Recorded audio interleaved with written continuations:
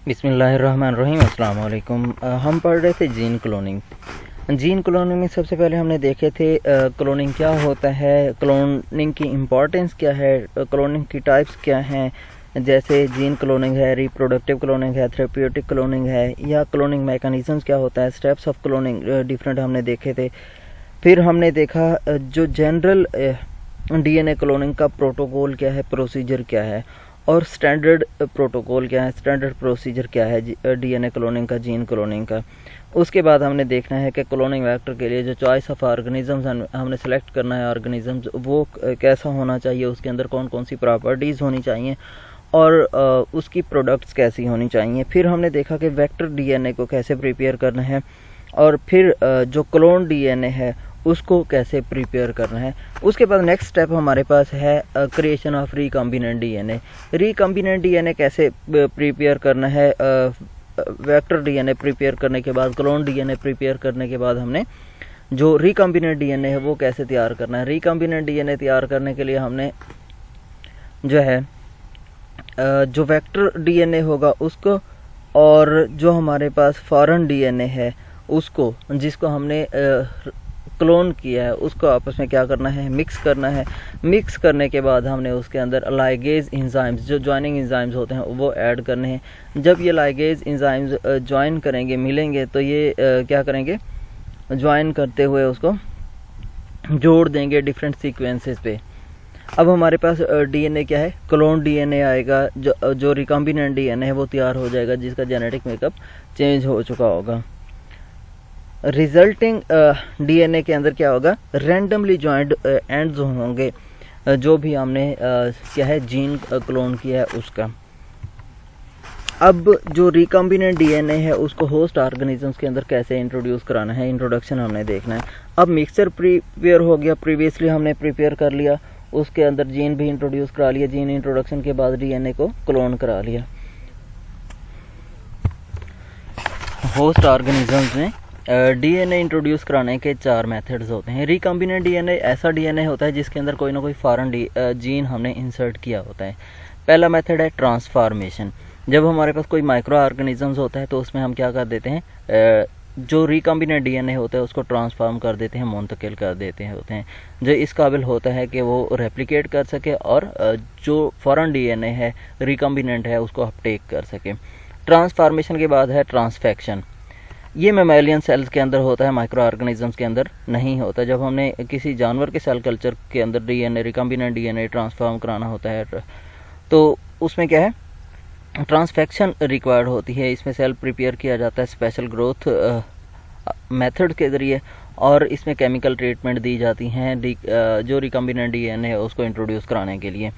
Next हमारे पास है इलेक्ट्रोपोरेशन। इलेक्ट्रोपोरेशन में होता है कि हम हाई वोल्टेज अप्लाई करते हैं। जब हाई वोल्टेज अप्लाई करते हैं तो जो सेल वॉल होती है या सेल मेम्ब्रेन होती है वो पार्शली जो होती है पोरस हो जाती है। जब पार्शली पोरस हो जाती है तो डीएनए, जो रिकॉम्बिनेंट डीएनए है वो उसमें ट्रांसलोकेट हो जाता है, सेल मेम्ब्रेन के अक्रॉस ट्रांसफ़र हो जाता है।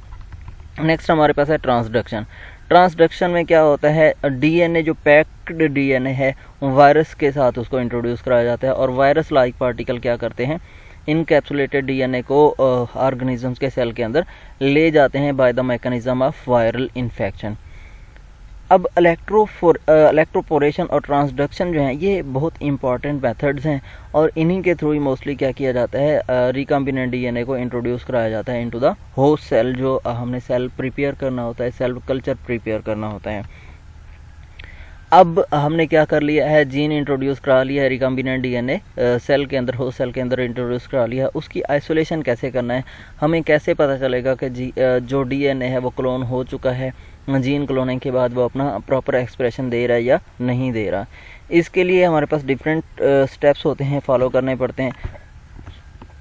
जो स्मॉल फ्रैक्शन होती है सेल की, जिसने डीएनए अपटेक कर लिया होता है, उसको ग्रो कराया जाता है। जो अपटेक नहीं कर चुके होते हैं उन सेल्स को किल कर दिया जाता है। जब वो सेल किल हो जाएंगे तो बाकी हमारे पास क्या आ जाएंगे, रिकॉम्बिनेंट डीएनए कंटेनिंग सेल्स बच जाएंगे।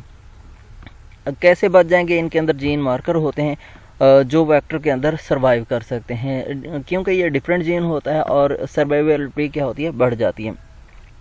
जैसे सर्वाइवेबिलिटी बढ़ती है तो बैक्टीरियल सेल्स होस्ट ऑर्गेनिजम्स के अंदर मल्टीप्लाई करना शुरू कर देते हैं और सिलेक्टेबल मार्कर जो होता है वो अपना एक्सप्रेशन देना शुरू कर देता है।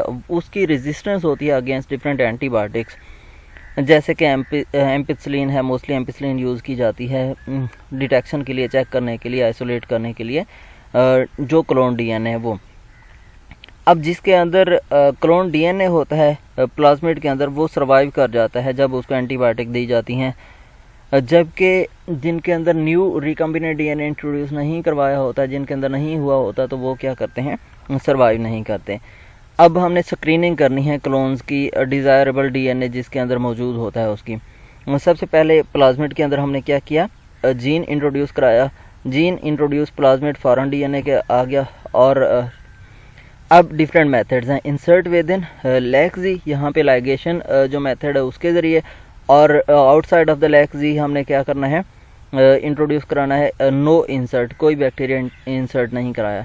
जिनके अंदर बैक्टीरिया जो रिकम्बिनेंट डीएनए है वो इंसर्ट नहीं हुआ तो वो क्या करेंगे, ब्लू कॉलोनीज शो करेंगे, जबकि जिनके अंदर इंसर्ट हो चुका होगा, रिकम्बिनेंट डीएनए ग्रो करना शुरू कर देगा, तो वो क्या करेंगे, वाइट कॉलोनीज फॉर्म करेंगे। इसके लिए हमारे पास सिस्टम होता है, blue white screening system test होता है, जिसको हम क्या करते हैं, परफॉर्म करते हैं चेक करने के लिए। अब ब्लू वाइट स्क्रीनिंग सिस्टम के अंदर, टेक्निक के अंदर रैपिड डिटेक्शन होती है रिकम्बिनेंट बैक्टीरिया की। ये vector based molecular cloning experiments हैं। डीएनए को इंसर्ट किया जाता है होस्ट सेल के अंदर, और इस जो होस्ट सेल है उसको ग्रो कराया जाता है एक्स जेल में। अब जब एक्स जेल में ग्रो कर रहा होगा, जो सेल ट्रांसफर हो चुके होंगे, जिनके अंदर वेक्टर डीएनए मौजूद होगा या रिकम्बिनेंट डीएनए मौजूद होगा, वो वाइट कॉलोनीज प्रोड्यूस करेंगे, जबकि जो जिन सेल्स के अंदर रिकम्बिनेंट डीएनए ट्रांसफर नहीं हुआ होगा वो ब्लू कॉलोनीज प्रोड्यूस करेंगे।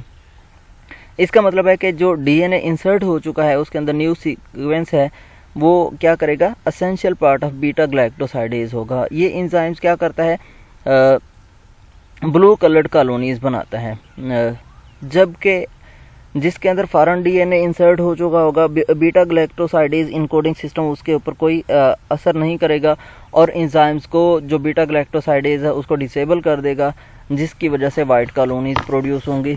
तो हमें इससे पता चल जाएगा जो सेल्स जिनके अंदर रिकम्बिनेंट डीएनए मौजूद है उनकी जो कॉलोनीज होती हैं वो वाइट कॉलोनीज होती हैं।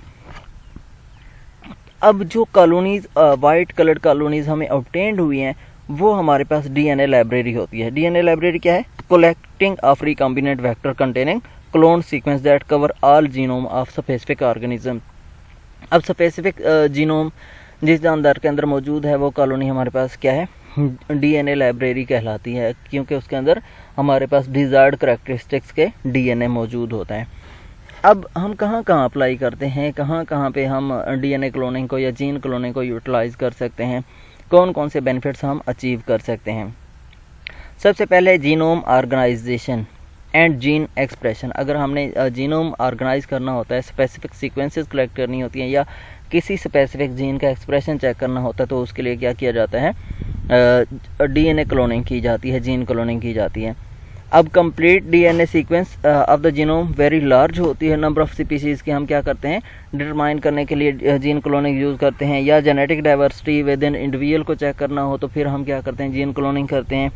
मॉलिक्यूलर क्लोन्स जनरेट करने हों, स्पेसिफिक प्रोब्स स्पेसिफिक एक्सप्रेशन के लिए अगर डिज़ाइन करनी हो तो फिर हम क्या करते हैं, जीन क्लोनिंग करते हैं।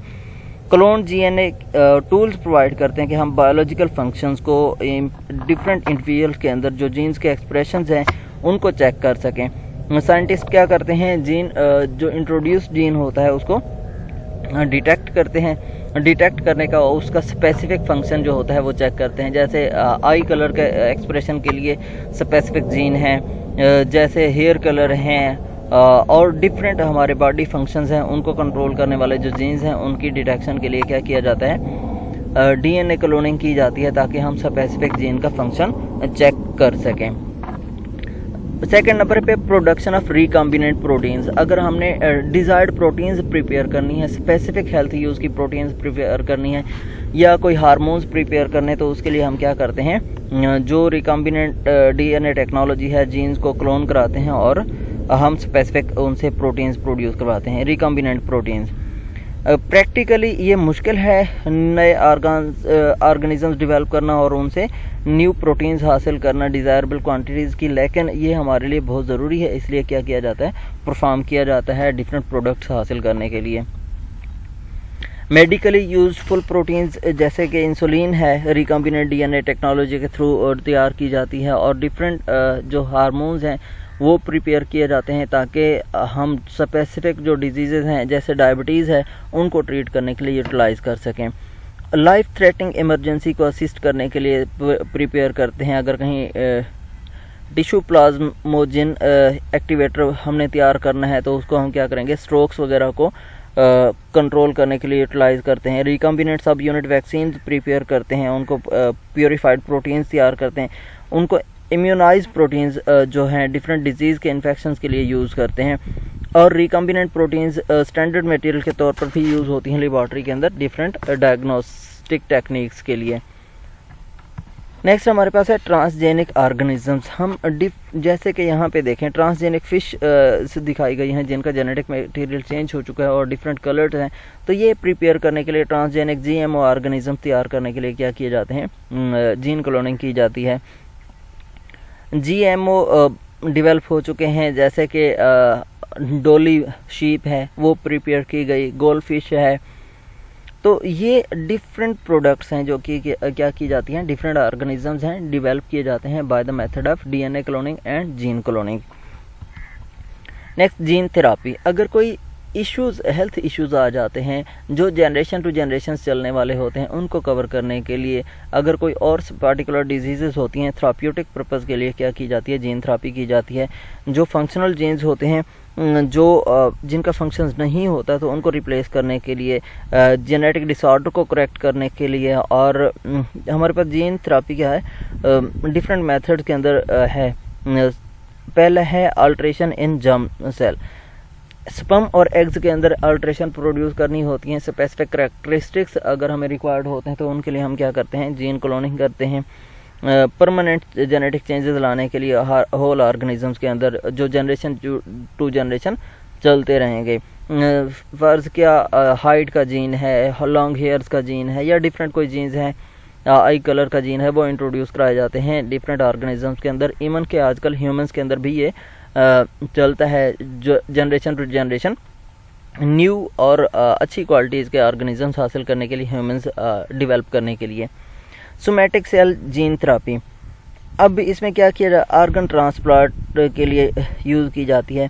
स्पेसिफिक टिश्यूज जिनके अंदर कोई ख़ास इशू होता है उनको रिमूव करने के लिए या उनके अंदर थेराप्यूटिक पर्पज़ के लिए क्या किया जाता है, जीन क्लोनिंग की जाती है ताकि पेशेंट्स को रिकवर किया जा सके। कैंसर ट्रीटमेंट के लिए, ब्लड लिवर लंग डिसऑर्डर को ट्रीट करने के लिए जीन क्लोनिंग की जाती है ताकि जो डिफेक्टिव जीन्स हैं उनको रिमूव करके ऐसे जीन्स इंट्रोड्यूस कराए जाएं जो फंक्शनल हों। Cloning vector. हमें cloning vector, different cloning vector की ज़रूरत होती है। उनमें देखें प्लाज्मिड है, प्लाज्मिड जो 100 to 10,000 BP या 0.1 to 10 KB तक क्या कर सकता है, क्लोनिंग कर सकता है। फेज वायरसेस हैं, इसमें हमारे पास लैम्डा फेज है, लीनियर डीएनए मॉलिक्यूल होता है, ये 25 kbp तक क्या कर सकता है, डीएनए क्लोनिंग कर सकता है by the disruption of cell cycle. Next हमारे पास है कॉस्मिड। कॉस्मिड जो होते हैं extra chromosomal circular DNA molecule होते हैं, इनके अंदर प्लाज्मिड और फेज दोनों के कंबाइंड फीचर होते हैं और ये सबसे ज़्यादा क्या कर सकते हैं, जीन ट्रांसफ़र एबिलिटी रखते हैं। 35 to 50 kb तक क्या कर सकते हैं, जीन को ट्रांसफ़र कर सकते हैं। बैक्टीरियल आर्टिफिशियल क्रोमोसोम्स तैयार किए जाते हैं जिसके अंदर मिनी फूड प्लाज्मिड्स या क्लोनिंग लिमिट इनकी 75 to 300 kb तक होती है। इनके ज़रिए क्या किया जा सकता है, स्पेसिफिक सीक्वेंस के जीन तैयार किए जा सकते हैं। अब देखें हमारे पास जब बैक्टीरियल प्लाज्मिड को कट किया, कट करने के बाद न्यू जीन इंट्रोड्यूस कराया, ये हमारे पास क्या है, रिकम्बिनेंट डीएनए। रिकम्बिनेंट डीएनए को सेल के अंदर इंट्रोड्यूस कराया जाएगा और कॉलोनीज़ प्रोड्यूस होंगी। वाइट कॉलोनीज़ वो कॉलोनीज़ हैं जहाँ पे जो न्यू सेल है वो इंट्रोड्यूस कराया गया है उनकी हैं, जबकि ब्लू कॉलोनीज़ हैं जिनके अंदर रिकम्बिनेंट डीएनए मौजूद नहीं है। यीस्ट आर्टिफिशियल क्रोमोसोम्स जो हैं वो प्रिपेयर किए जाते हैं ताकि उनसे क्या किया जा सके, रिकॉम्बिनेंट डीएनए उनमें इंट्रोड्यूस कराया जा सके। Artificial chromosome that contain telomeres origin of replication, yeast centromere जिनके अंदर मौजूद होता है, सिलेक्टेबल मार्कर का काम करते हैं और इसी से क्या किया जाता है, यीस्ट सेल को आइडेंटिफाई किया जाता है। इनकी क्लोनिंग लिमिट जो होती है 100 to 1000 KB तक हो सकती है, किलोबाइट तक हो सकती है। ये क्या कर सकते हैं, इतने जीन को इंट्रोड्यूस करा सकते हैं। अब प्रॉपर्टीज़ क्या क्या होनी चाहिए प्लाज्मिड की जो हमने सेलेक्ट करना है। हमने पहले बात की थी क्लोनिंग वेक्टर की कि हमने कौन सा ऑर्गेनिज्म सेलेक्ट करना है जो सूटेबल हो क्लोनिंग पर्पज़ के लिए। अब प्लाज्मिड कैसा होना चाहिए, ये प्लाज्मिड जो होता है extra chromosomal circular DNA molecule होता है, मोर स्टेबल हैं लीनियर डीएनए की निस्बत और इनका साइज स्मॉल होने की वजह से इनको इजीली सेपरेट किया जा सकता है। ये सेल्फ रेप्लिकेटिंग होते हैं और इनसाइड द बैक्टीरियल सेल बहुत ज़्यादा क्या करते हैं, ग्रो करते हैं, रेप्लिकेट करते हैं। मल्टीपल क्लोनिंग साइट्स होती हैं इनमें, हम डिफरेंट जीन इंट्रोड्यूस करा सकते हैं डिफरेंट साइट्स में। और इनके अंदर जीन इनेबल स्क्रीनिंग सिस्टम होता है, सिलेक्टेबल मार्कर मौजूद होते हैं जिनके ज़रिए हम क्या कर सकते हैं, टेस्ट कर सकते हैं आया कि क्लोनिंग हुई है या नहीं हुई, जो हमने जीन इंट्रोड्यूस कराया है वो प्रॉपरली इंट्रोड्यूस हुआ है या फंक्शनल है या नहीं है। और इनकी नॉन सीक्वेंस होती है। यहाँ तक कोई सवाल है तो आप पूछ सकते हैं।